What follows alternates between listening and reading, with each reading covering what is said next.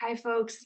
In this video, I want to talk about how you wrap up a difficult conversation and then how you respond after the conversation happens.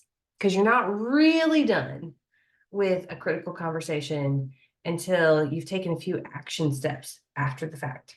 Okay, so here's how you wrap up. There are lots of ways to do it, but here's how I generally do it. I try to tell everybody, thank you so much for your time. If someone has said something particularly worthwhile or interesting or helpful, make sure that you acknowledge them.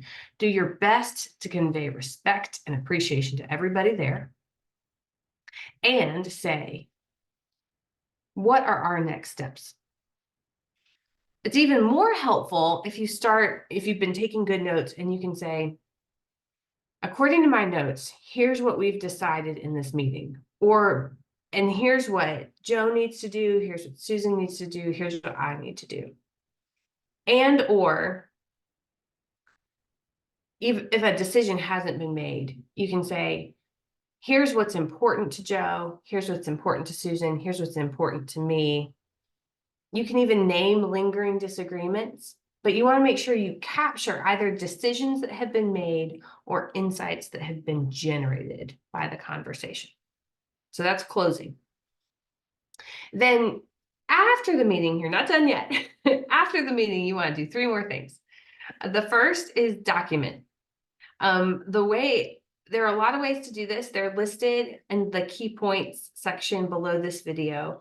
But one that I have found particularly useful when you're in a setting where people have conveyed a lot verbally is to write a follow-up email that says basically what you've just said at the end of the meeting, which says, thank you so much for your time and attention. I really appreciated the energy that you brought to it. Here were the key takeaways from that meeting. And the key takeaways can be action items or deeper understanding that was generated. Like, how did y'all all get on the same page?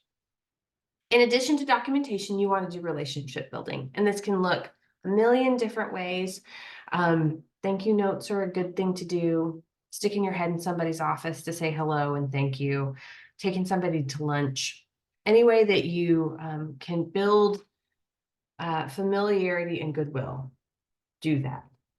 It may have been a little bit frayed by the conversation. So try to, it's almost like a bank account. Try to invest in your bank account for that relationship. And then last but not least, action steps. You absolutely want to take any action steps that you have committed to taking in the meeting. Don't drop the ball, be reliable. That's a way to build trust. And then also ask yourself, are there other things that I need to do to continue promoting my interests and concerns in this organization? Are there other meetings to schedule, other conversations to be had, information to gather, resources to rally, and make yourself a list. And then the whole cycle starts over again. Thank you.